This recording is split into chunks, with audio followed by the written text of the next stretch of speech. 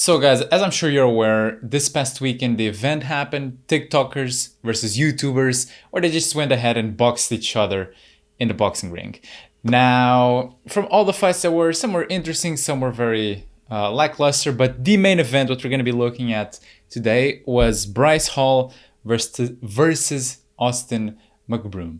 And in the lead up to this fight, there was a lot of trash talking by Bryce Hall. And, you know, just him saying he won 40 street fights and he's just going to destroy this guy. He even tried to attack him in the press conference, I believe. A lot of memes was, you know, everyone was kind of like, you know, maybe this is a bit too much trash talking because, you know, if you risk it that high, then there's the high likelihood of, well, what happened happening, which was he lost, and we're going to look at that right now. And then plenty of memes came from it, and I want to use this to, because that's what we usually do here in the channel. It's not just react, it's not just look at these things, but then give a kind of take some advice from, you know, these mistakes that happen or from these situations that happened, and use them as lessons, and not just so we can, you know, make fun of someone. So, but first we're gonna make fun of someone, and then we're gonna use it as a lesson. And we're just gonna be looking here at Mcbroom orange, Bryce Hall with the red. I don't know why the colors are not there, but yeah. And we're gonna look at it, and yes, first of all, they both of them were very bad. Knowing the boxing rules, they both got, I believe both got points deducted, but at least Bryce Hall got points deducted. I do know that. All right, whatever, just forward. And so first round, I think the first round was even, you know, Mcbroom was obviously winning, but yeah, no, never mind. He's just like grappling. Oh boy. I feel like this is one of those moments, like as soon as the first punch lands, in this case, Bryce Hall realizes in how much trouble he actually is. Oh boy. Okay, first round, that's it. Let's move over here to the second round, I believe. Yeah. And yeah, he's just getting pieced apart. He does land some good ones, but it's, you know, it was just too cocky for his own good. Like, you always got to respect someone that goes into the ring and fights someone else. However, if you're going to be talking that much trash before, if you're going to be claiming that you're that much good and then this happens, you know, you're going to get clowned. It's absolutely inevitable. And, you know, for the good or bad, it's always enjoyable to watch someone that was that cocky and that arrogant get then, you know, destroyed. You know, he's bleeding from his nose. He got punched quite heavily. No, mama. So here we're on the third round. And yeah, it's just, oof. He's just it was like getting completely outboxed. He lost every round until they stopped the fight. He's bleeding out of his nose, just trying to grapple. And oh, and it was here. So where he tried to grapple was kind of weird by the referee, but he tried to grapple one more time and he just fell. And the referee was like, nah, we're done with this. It's enough. You've been beaten up enough. And, you know, he was shocked. So yeah, so this guy won and obviously felt good to beat someone after hearing that much shit. And now we're gonna look at the fun part of all of this. I'm at my prime right now. I'm gonna knock out Austin because I'm an actual This is funny. Okay, obviously he has no fault of this, but his arms are so tiny, which makes this even more funny. fighter. I've been in probably over 40 street fights. I do not get scared, especially when it's a family man who is 30 years old, out of shape, and has a dad bod. I am a fighter.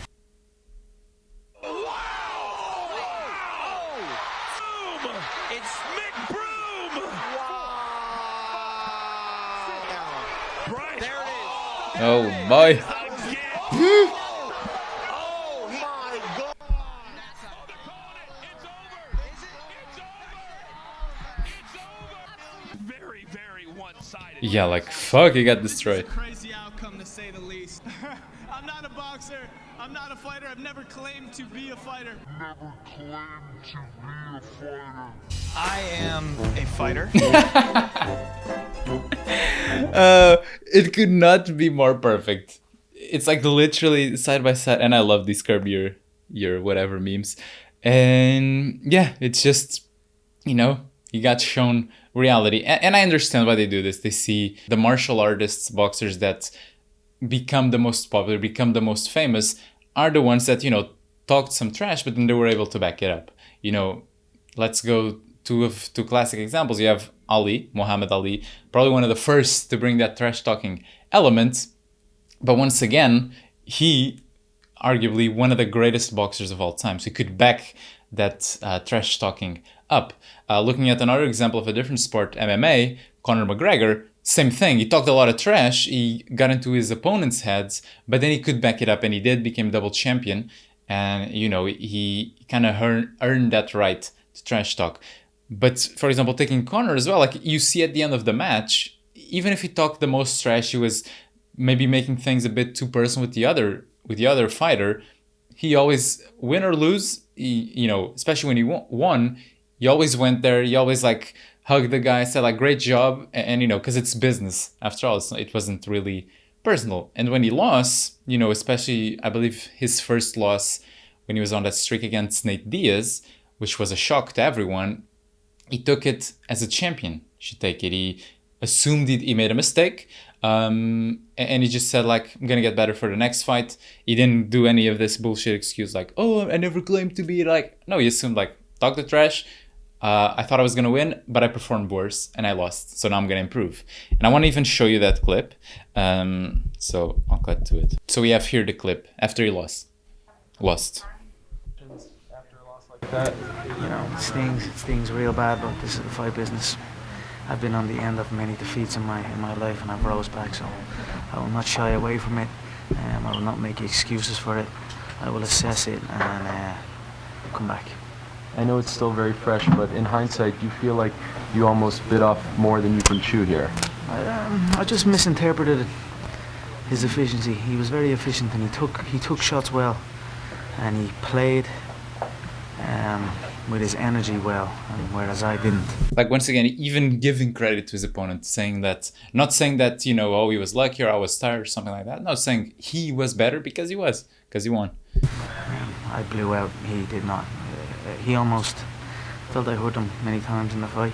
I abandoned the body shots were doing damage, but he cut me one or two jabs to the body, and I avoided his body then after that. But he played well. He went into autopilot mode where I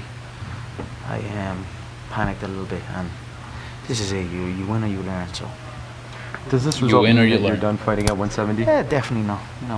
I take any fights. When the history books are written, I show up. I had many opportunities to walk from this fight, even after Nate got brought in. So I show up to fight. Well, that's kind of it that I wanted to show you. Just him. This is how you take a loss, especially after, because Conor talks a lot of shit and that's it. But then he came back, won the second, and, he kind of made up for his mistakes. Now, before we move over to the quote I want to share, let's look at one more meme, because that's what we're here for.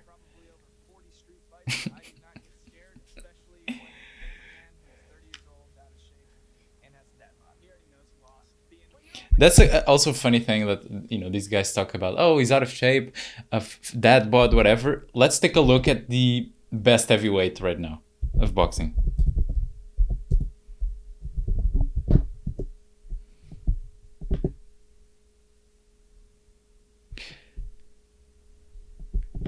Like this guy, that was how he was before, that's how he's now, Tyson Fury.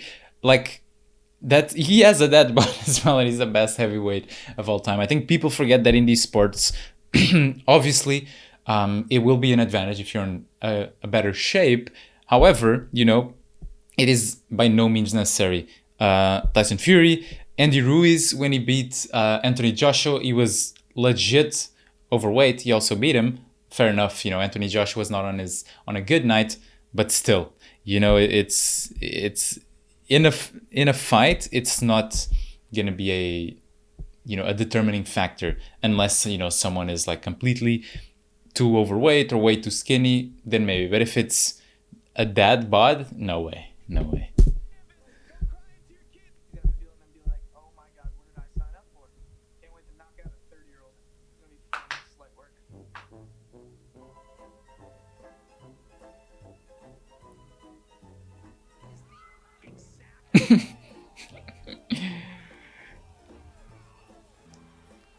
Light work, by the way.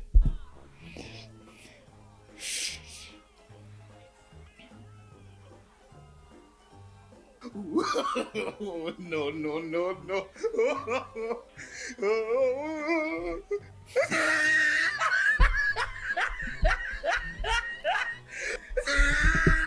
And there you have it, folks. Yeah, and I want to share here, finishing with the quote, as a reminder to all of us, because obviously, these people, they got famous, they saw, a lot of fame, a lot of success, admiration, even though if it's a weird admiration through TikTok, maybe not the traditional fame we're using to see, but that can get someone's head. If if everyone's loving you, you're getting more money, more fame, everything seems great, you're obviously gonna think you're better than you actually are. And I want to finish here with this quote from a great book, Ego is the Enemy by Ryan Holiday. I really recommend you check the whole book because it does not do justice just one quote, obviously, but overall it's a book about how to deal with our own ego, whether it is when we fall and we fail, or whether it's, in this case, as someone that had been rising, more fame, more success, and how do you deal with that to ground yourself? And if you don't, what are some of the dangers that can come from having too much ego? So the first quote is going to be, you're not as good as you think. You don't have it all figured out. Stay focused, do better. Simple to the point, but it's true. No matter how much success someone achieves, you by no means have it all figured out. As Socrates said, all that I know is that I know nothing. Because the more you learn, the more you also realize that the more it exists that you don't know. And the more unknown it exists in the world for you. So always good to keep that in mind. Now let me find the second quote. So the main quote that I want to share with you guys for this video is going to be the following. When we remove ego, we're left with what is real. What replaces ego is humility. Yes, but rock hard humility and confidence. Whereas ego is artificial, this type of confidence can hold weight. Ego is stolen. Confidence is earned. Ego is self-anointed. Its swagger is artifice. One is girding yourself, the other gaslighting. It's the difference between potent and poisonous. There you have it, guys. Stay humble. Control your ego as much as you can, and I'll see you on the next video.